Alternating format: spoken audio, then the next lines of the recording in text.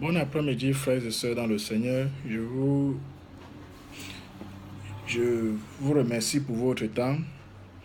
C'est le frère Ludovic. Je reviens encore avec une autre vidéo euh, pour partager, pour qu'on puisse apprendre de temps en temps. Parce il y en a ceux qui n'ont pas le temps pour aller à l'église. Il y en a beaucoup qui n'ont pas peut-être le temps pour aller, pour être constamment en train d'écouter la parole de Dieu. Bon, euh, ça c'est pour ceux qui n'ont pas peut-être cette opportunité, mais pour qu'au moins puissent avoir cette opportunité de pouvoir écouter la parole de Dieu. Même à travers Facebook, je poste aussi euh, sur YouTube pour ceux qui veulent voir sur YouTube. Je poste aussi des vidéos sur YouTube. Donc, euh, ici, nous allons lire dans Marc 16, Marc chapitre 16. Mais tout d'abord, nous allons prier pour remercier le Seigneur pour ce moment et que tout se passe par sa volonté et que tout se passe comme il veut que cela se passe. Au nom de Jésus, nous prions. Éternel Dieu des armées, nous te bénissons, nous te prions, nous te rendons infiniment les actions de grâce, nous te glorifions infiniment. Nous te bénissons, Seigneur mon Dieu, mon roi, pour tout ce que tu as fait pour nous. Béni sois-tu, sois glorifié, sois magnifié dans ton nom puissant de Jésus-Christ. Que tout se passe, Seigneur mon Dieu, mon roi, par ta parole et par ta volonté, Seigneur mon Dieu, mon roi, par ton esprit, au nom de Jésus-Christ. Et non l'esprit d'un homme, pas par mon esprit, mais par ton esprit. Pas par l'esprit de celui qui écoute, mais par ton esprit, au nom de Jésus-Christ. Père éternel Dieu, nous te prions aussi, Seigneur mon Dieu, mon roi, de nous pardonner de nos péchés, nos iniquités, et Seigneur mon Dieu, mon roi, d'effacer toutes les conséquences, Seigneur mon Dieu, mon roi, Père éternel, mon Dieu, de nos péchés, de nos iniquités dans nos vies et dans la vie de nos générations à venir. Seigneur mon Dieu, nous te prions, Seigneur mon Dieu, de nous accorder cette grâce au nom de Jésus-Christ. Et nous confessons, Seigneur mon Dieu, mon roi, que tu nous as pardonné. Béni sois-tu, Seigneur mon Dieu, mon roi. Sois glorifié, sois magnifié, au nom de Jésus-Christ. Amen. Bon, la parole de Dieu ici, c'est dans Marc chapitre 16. Je vais lire à partir du verset 9. Jésus étant ressuscité le matin du premier jour de la semaine, apparut d'abord à Marie de Magdala, de laquelle il avait chassé 7 démons. Elle alla emporter la nouvelle à ceux qui avaient été avec lui et qui s'affligeaient et pleuraient quand ils entendirent qu'il vivait et qu'elle l'avait vu, ils ne le crurent point. Après cela, il apparut sous une autre forme à 2 d'entre eux qui étaient en chemin pour aller à la campagne. Il revint annoncer aux autres qui ne les crurent pas non plus. Enfin, il apparut aux 11 pendant qu'ils étaient à table et il leur reprocha leur incrédulité et la dureté de leur cœur, parce qu'ils n'avaient pas cru ceux qui l'avaient vu ressusciter. Puis il leur dit, allez partout le monde et prêchez la bonne nouvelle à toute la création. Celui qui croira et qui sera baptisé sera sauvé, mais celui qui ne croira pas sera condamné. Voici les miracles qui accompagneront ceux qui auront cru en mon nom. Ils chasseront les démons, ils parleront de nouvelles langues, ils saisiront des serpents. S'ils boivent quelque breuvage mortel, il ne leur fera point de mal. Ils imposeront les mains aux malades et les malades seront guéris. Le Seigneur, après leur avoir parlé, fut enlevé au ciel et s'assit à la droite de Dieu. Et ils s'en allaient prêcher partout. Le Seigneur travaillait avec eux et confirmait la parole par les miracles qui l'accompagnaient. Amen. Nous allons prier pour remercier le Seigneur et lui dire merci pour la parole et lui demander que tout se passe par sa parole et par son esprit. Au nom de Jésus, nous prions. Seigneur Dieu des armées, nous te prions, nous te glorifions, nous te demandons, Seigneur mon Dieu, de nous enseigner, toi, de ne laisser aucun homme nous enseigner, mais que toi, tu nous enseignes. Père éternel, mon Dieu, que rien ne vienne de mon esprit, mais que tout vienne de ton esprit. Seigneur, mon Dieu, moi, que ton esprit, Seigneur, mon Dieu, moi, nous enseigne, nous tous, parce que nous sommes tous, Seigneur, mon Dieu, moi, en ton service, et nous sommes tous tes disciples. Et nous prions, Seigneur, mon Dieu, et nous te glorifions tous, et nous te demandons tous une même chose qui est le royaume des cieux, et la couronne de vie, et la victoire sur la mort au nom de Jésus. Béni sois-tu, Seigneur, mon Dieu, pour ta parole et pour tout ce que tu fais pour nous, au nom de Jésus-Christ. Amen. Oui, mes frères et sœurs, je suis le frère Ludovic, comme je le disais encore. Je suis chef cuisinier. Donc, quand il dit chef cuisinier, c'est parce que, bon, voilà, la nourriture, quoi, on partage ensemble. Donc, je suis un cuisinier dans le royaume des cieux et pour le royaume des cieux. Donc, je prépare la nourriture pour mes frères et sœurs. Et je remercie le Seigneur de m'avoir donné ce boulot-là. C'est mon boulot et je suis fier de ça. Peut-être on me demandait que mes gars, on te paye combien par heure? On ne me paye pas par heure. Mon salaire est au ciel. Donc, dans la Nouvelle-Jérusalem, c'est ça mon salaire. C'est là-bas, c'est ça mon salaire. Et mon salaire, et quand certains vont demander quel est ton tips, mes tips, c'est que vous aussi, vous acceptez la parole de Dieu et vous allez au ciel. C'est ça mon tips. Ouais. Amen. Donc, la parole de Dieu nous dit ici que le Seigneur a apparu d'abord, le premier jour de la semaine, d'abord, étant ressuscité d'abord à Marie de Magdala. Amen. D'abord à Marie de Magdala. Il n'a pas apparu d'abord à Pierre. Il n'a pas apparu d'abord à Paul ou à Jean. Il n'a pas apparu d'abord à Marie, mère de Jésus. Il n'a pas apparu à je ne sais quelle autre sœur parmi les disciples de Jésus. Et on va se demander pourquoi. Vous voyez combien il a d'abord apparu à Marie de Magdala, celle qui avait chassé 7 démons en elle. Et elle est partie l'annoncer. Et ils n'ont pas cru. Surtout qu'elle a dit elle a vu. Ils n'ont pas cru. Bon, pour nous dire quoi? Que même si le Seigneur avait apparu directement à ses disciples, plein ne devaient pas croire. Vous savez pourquoi? Parce que souvent, on est très confortable dans l'église. Moi, je prêche, l'évangile, je prêche d'abord dans l'église. Je ne prêche pas d'abord dehors, je prêche d'abord dans l'église. Parce que là, il y a plus de désordre spirituel, c'est d'abord dans l'église, avant d'arriver dehors. Parce qu'il y a plein de gens dans l'église là que tu vas leur prêcher la parole là. Tu vas leur dire que voilà la vérité là devant vous. Ils ne vont pas croire en ça parce que ça ne les arrange pas. Ouais. Ça ne les arrange pas. Imaginez-vous, 120 frères et sœurs dans l'église, même les apôtres, étaient là. Mais ils n'ont pas cru. Eux qui marchaient avec Jésus tous les jours, ils n'ont pas cru. Il y avait au moins 3000 personnes ou 4000, ou c'est combien de 1000 personnes qui étaient derrière Jésus.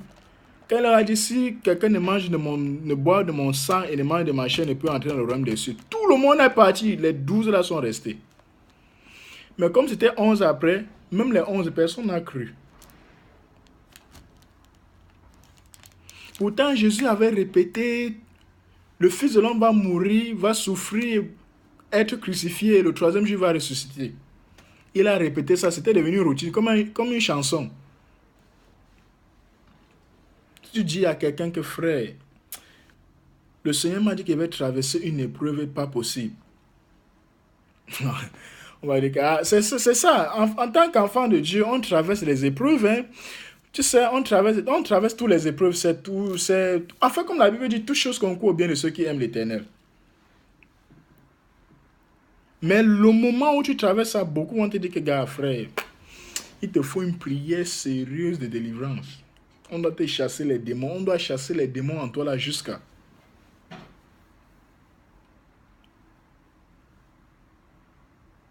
Pourtant, tu leur as annoncé ça avant.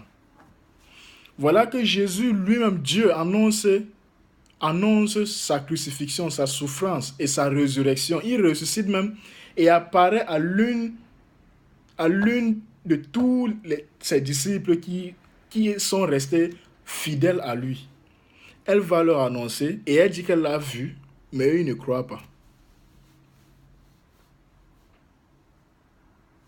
Maintenant, il apparaît encore sous une autre forme à deux autres qui allaient à la campagne, qui allaient là où les disciples étaient. Eux aussi leur ont fait part de cela. Même jusque-là, ils n'ont pas cru. Ça fait 3 témoins. Premier témoin et 2 témoins, ça fait 3 témoins. Sur des milliers, je ne sais pas si c'est les milliards de personnes qui existaient sur la terre ou bien les millions de personnes qui existaient sur la terre. Sur 120 des disciples de Christ, il y avait 3 témoins qui ont vu le Seigneur. Mais jusque-là, ils n'ont pas cru. Frères et sœurs, il faut qu'on sache comment croire en Dieu. Il faut qu'on sache comment croire en Dieu. Croire en Dieu, ce n'est pas quand on va venir te dire que frère, tu vas prospérer, c'est là où tu vas croire en Dieu. Non. Il faut croire, il vaut mieux croire. Il vaut mieux croire sans avoir vu. Croire d'abord même sans avoir vu. Et ça, c'est même biblique.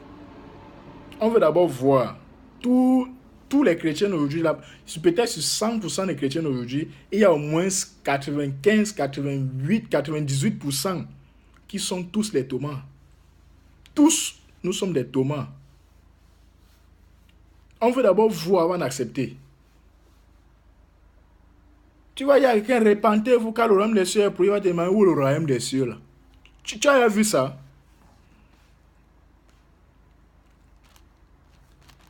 Il y a certains... Donc, il faut qu'on sache comment croire en Dieu. Il faut qu'on sache comment croire en Dieu. Maintenant, le verset 14 dit, « Enfin, il apparut aux 11 pendant qu'ils étaient à table. » Pourquoi la Bible précise les 11? Le verset 14 précise bien les 11. Parce que les 11 là sont responsables pour la mission, pour le ministère de Christ. Ils sont responsables de ça. Ils sont les premiers à être responsables, à écouter. Quelqu'un dit, hey, j'ai vu le Seigneur, il a ressuscité. Ah! Mais regarde, donc ce que tu disais là, c'est vrai. Donc ce qu'il disait là, c'est vrai. Même si on refuse, l'autre refuse que non. Gars, non. Comment? Comme on dit souvent dans la logique, les hommes disent souvent dans leur logique, nous les hommes, peut-être c'est une personne, peut-être 2, on peut croire au moins. Mais il apparaît à 2. Peut-être on dit que s'il avait au moins apparu, si c'était au moins 2, peut-être ils pouvaient croire. Mais il apparaît donc même à 2. Il apparaît à 2 là. Les 2 là viennent encore leur reparler. Mais jusque-là, ils refusent. C'est là où le Seigneur donc vient maintenant les apparaître à eux là, directement. Et il dit quoi? Ils étaient à table. Et il leur reprocha de quoi? De leur incrédulité, l'incrédulité et la dureté de leur cœur. Parce qu'ils n'avaient pas cru ceux qu'il avait vus ressusciter. Ils n'ont pas cru à ceux-là.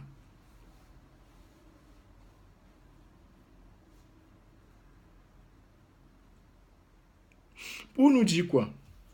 Même si tu es un apôtre, même si tu es un prophète, même si tu es un évangéliste, même si tu es un pasteur, même si tu es un docteur, même si tu as n'importe quelle position dans l'église, mon frère, dépose d'abord ta position là derrière. Mais quand il faut croire d'abord en Christ, crois d'abord. Ne cherche pas à garder l'orgueil avec ton titre ou bien ton rang dans l'église. Ce n'est pas ton titre qui t'amène au ciel. Ce n'est pas le titre là qui va nous amener au ciel. Ce n'est pas le rang dans l'église qui va nous amener au ciel. C'est pas parce qu'on se tient devant une multitude de personnes ou bien on se tient devant 2 ou 3 personnes qu'on va aller au ciel. C'est pas parce qu'on se tient devant 1000 personnes, devant 1 million, devant 10 millions de personnes et on prêche, on se dit qu'on va aller au ciel. Salomon, le plus intelligent, le plus sage, le plus tout que Dieu avait donné. Quand il a un peu déraillé là, le Seigneur a pris quelqu'un d'ailleurs et il lui a donné quoi? 2 tribus d'Israël. Et les 10 autres, il a donné à celui-là. Et maintenant, il a envoyé ses gardes pour aller chasser celui-là pour le tuer. Pour dire quoi? Quand tu occupes une position dans l'église, il faut continuer à connaître comment croire en Dieu.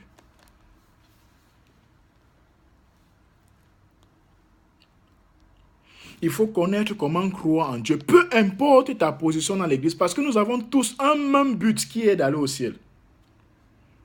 Nous avons tous un même but, un même rendez-vous, un rendez-vous qui n'a pas d'heure d'écart. C'est un rendez-vous qui n'a pas d'heure d'écart. C'est un rendez-vous qui, chacun, même si c'est combien de milliards de personnes qui vont se présenter devant Dieu, on a le même rendez-vous à la même heure, la même seconde.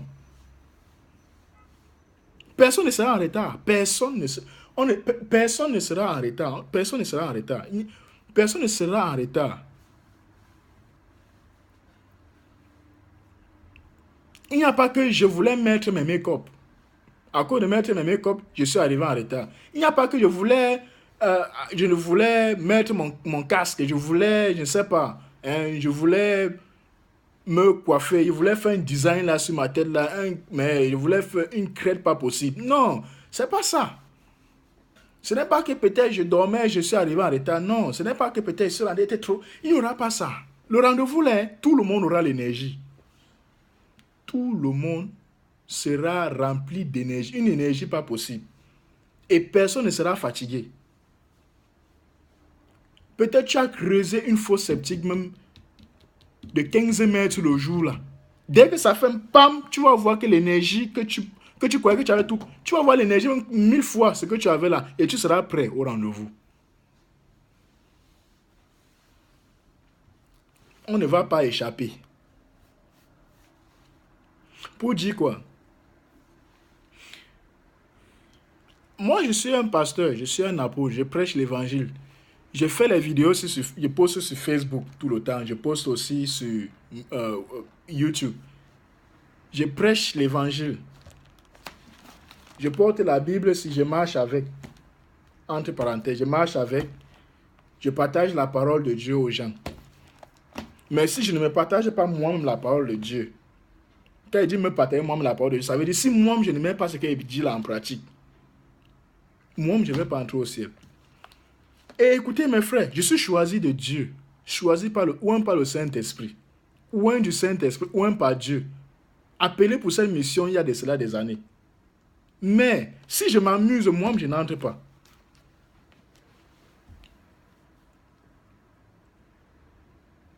Si je m'amuse, moi-même je n'entre pas. Pour dire quoi? Peu importe la position que tu occupes dans l'église, peu importe qui est-ce que tu es dans l'église, peu importe les dons que tu fais dans l'église, peu importe si tu fais les dons ou tu ne fais pas les dons, peu importe si tu es libéral dans l'église ou bien si tu n'es pas libéral dans l'église. Mais mon frère, il faut savoir une chose et ma soeur, c'est qu'on doit mettre la parole de Dieu en pratique. On doit croire en la parole de Dieu. Croire en la parole de Dieu fait partie de mettre la parole de Dieu en pratique. Parce que s'il y a un commandement dans la parole de Dieu que tu ne mets pas en pratique, ça veut dire que tu ne crois pas en la parole de Dieu. Être baptisé là, ce n'est pas seulement être trempé dans l'eau au nom de Jésus. Non. Être baptisé, c'est-à-dire, c'est de mettre la parole. Celui qui croira en quoi? Croira au baptême? Non. Croira en quoi? À la parole de Dieu. Est-ce que tu as cru en la parole de Dieu? Tu peux être même prophète, tu n'as pas encore cru en la parole de Dieu. Peut-être on ne sait pas ça. Tu peux être même un pasteur, tu n'as pas encore cru en la parole de Dieu. Il faut croire en la parole de Dieu. Même moi-même en tant qu'apôtre, si je n'ai pas cru en la parole de Dieu, il faut que je croie en la parole de Dieu. Donc je fais tout ça parce que, je dis toujours, Quand je prêche, je dis que je ne prêche pas pour que c'est vous qui commencez à mettre en parole la parole de Dieu là en pratique. C'est que moi, je commence à mettre ça en pratique. Peut-être comme ça, en mettant moi en pratique, vous aussi pourriez mettre en pratique. Si c'est que ça vous dépasse à mettre en pratique, en voyant au moins ce de moi, ou en voyant au moins la façon de le mettre en pratique, peut-être ça va vous motiver aussi à mettre cette même parole de Dieu là en pratique. Et nous tous, on va aller au ciel. Et tout le monde sera réjoui.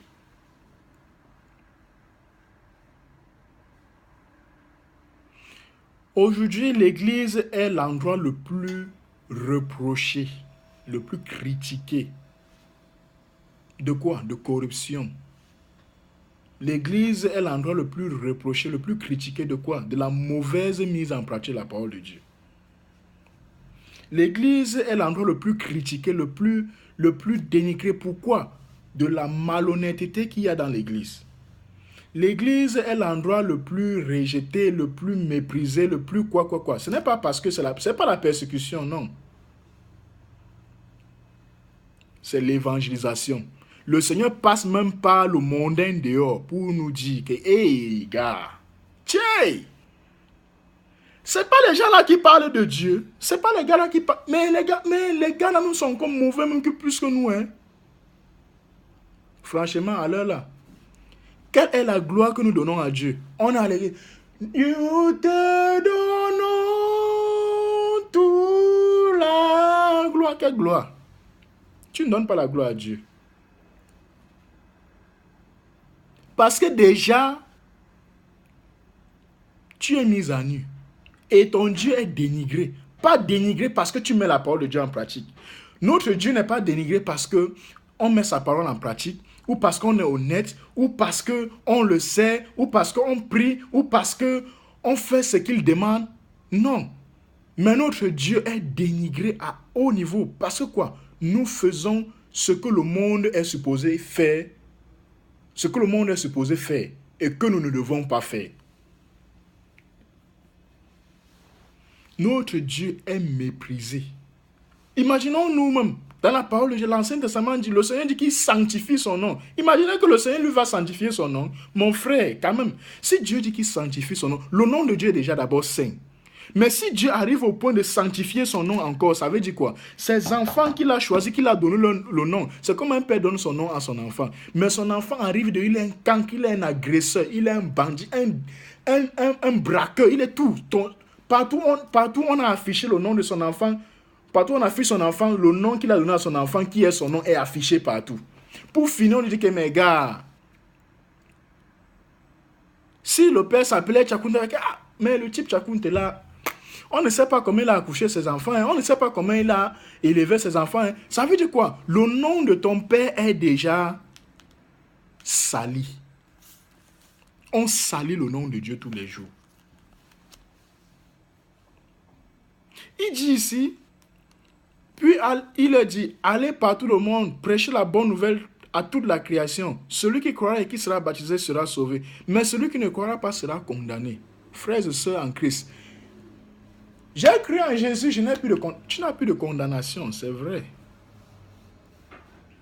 Tu as cru en Jésus, tu t'es baptisé d'eau et d'esprit et de repentance. Tu as passé les 3 phases de la délivrance. Mais, jusque-là, il y a des points que tu n'étais pas encore baptisé. Le baptême, ce n'est pas seulement le baptême de la repentance ou le baptême d'eau ou le baptême du Saint-Esprit. Non, il y a aussi le baptême de la mise en pratique de la parole de Dieu. Est-ce que tu mets la parole de Dieu en pratique? Est-ce que nous mettons ça en pratique? Mettons la parole de Dieu en pratique.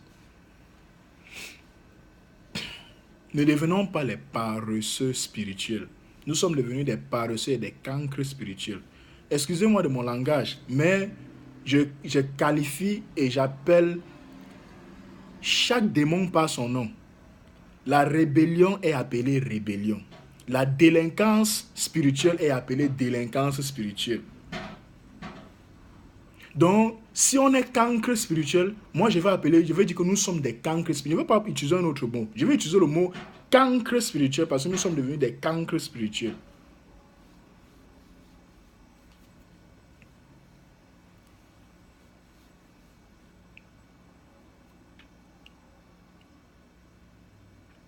trop de je connais nous a amenés à être insoumis.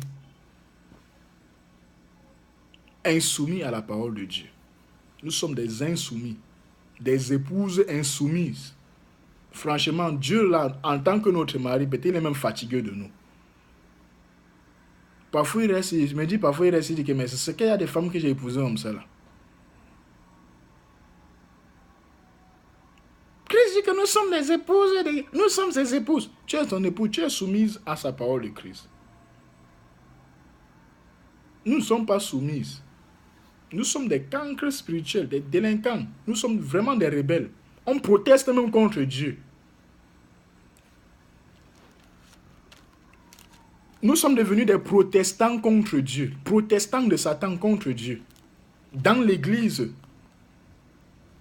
Dieu dit, crois comme ça, fais comme ça. Ça, c'est Paul qui avait dit. Hein. Ça, c'est Matthieu qui a dit. Ça, c'est Esaïe qui avait dit ça. Est-ce que Esaïe, c'est Dieu? On va maintenant que certaines autres personnes vont dire dont la parole de Paul dépasse la parole de Jésus. Ou la parole de Pierre dépasse la parole de Jésus. La parole de Esaïe dépasse la parole de Dieu. La parole de Moïse dépasse la parole de Jésus. La parole de Jacques dépasse la parole de Jésus. Ça veut dire quoi? Si ça ne dépasse donc pas la parole de Jésus, pourquoi donc nous avons combiné tout ça pour faire la Bible avec? Retirons tous ces passages-là, que ce sont les apôtres là qui ont écrit, que ce soit Paul, que ce soit Pierre, que ce soit n'importe qui a écrit cela. Retirons ça de la Bible et jetons. Même la parole que Jean-Baptiste a donnée, retirons et jetons ça. La parole que le prophète Esaïe, prophète quoi, tous ces gens ont écrit, retirons, jetons ça. Maintenant, ce que...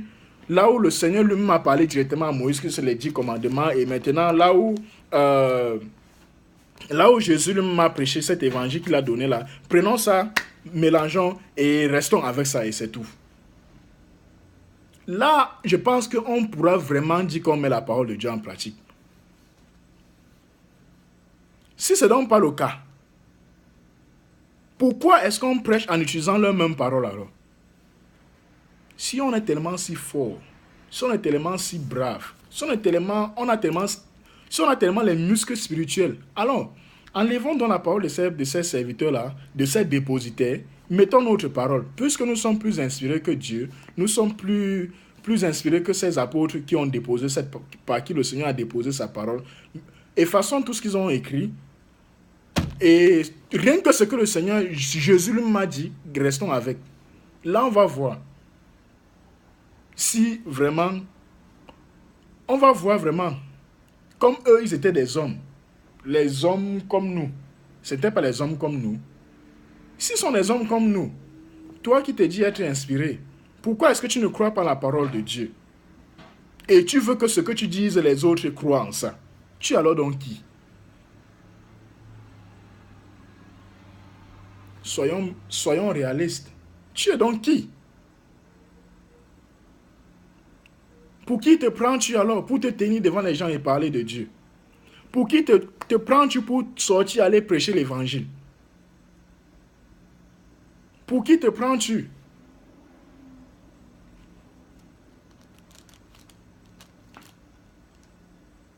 Si c'est dans le cas, efface le leur. Écris ta part. Et on verra là où ça va nous conduire. Frères et sœurs en Christ, sachons comment être baptisés pour être sauvés. Il y a le baptême de la mise en pratique de la parole de Dieu. Baptême de la mise en pratique de la parole de Dieu. Regardez bien le baptême d'eau. Hein. Quelqu'un qui se baptise d'eau, il sait qu'il va être baptisé d'eau et être pardonné de ses péchés. Mais est-ce qu'il connaît le mystère qu'il y a derrière le baptême d'eau? Non. Est-ce qu'il connaît comment ses péchés sont pardonnés? Non. Il croit que le Seigneur va lui pardonner de ses péchés. Et ça, c'est bon. Crois, baptise-toi. Tu ne vois même pas comment le Seigneur a effacé tes péchés. Tu ne connais même pas la couleur de tes péchés. Tu ne connais même pas la couleur de tes péchés. Tu ne connais même pas comment ton péché ressemble. À quoi cela ça ressemble. Mais tu te baptises pour le pardon de tes péchés. Imaginez combien de fois on peut avoir une très grande ferme assurance dans ce domaine-là. Mais maintenant, le domaine de mettre la parole de Dieu en pratique. Là, non, gars, mon frère. Eh ben, donc, c'est la nouvelle forme de l'évangélisation aujourd'hui comme ça, mon frère. Joe, gars, je ne suis pas là non, père. Il veut seulement gérer la gérance. Ah bon? Gars, c'est Pierre qui a dit ça. Mon frère, c'est Paul qui a dit ça, non, père. Lui, est-ce que lui voyait d'abord clair? On est vraiment... on est vraiment très malheureux. Sachons comment croire en Dieu. Sachons comment croire en Dieu.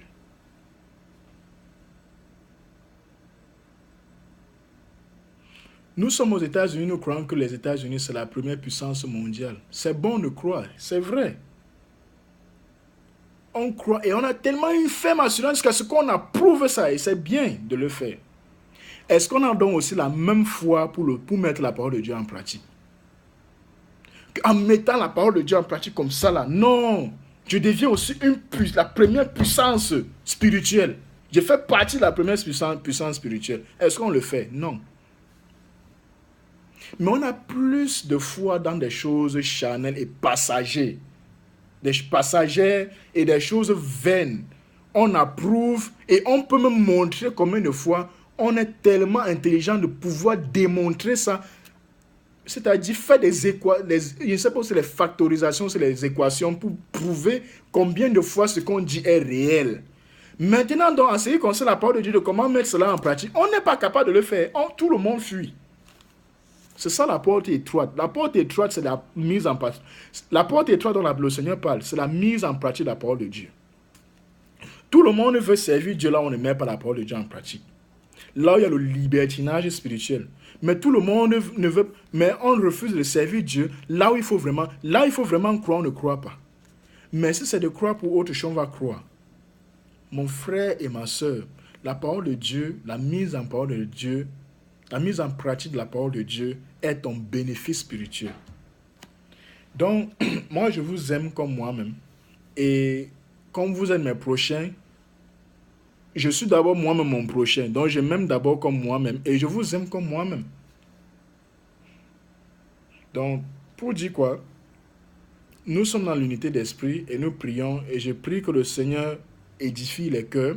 Et s'il vous plaît, ne gardez pas pour vous seul. Partagez aussi aux autres pour que les autres aussi puissent écouter la parole de Dieu. Vous ne perdez rien. Au contraire, vous bénéficiez. Et je vais aussi faire une vidéo, je vais aussi faire la même vidéo en anglais, pour ceux qui parlent anglais. Que le Seigneur vous bénisse, dans la paix du Christ. Amen.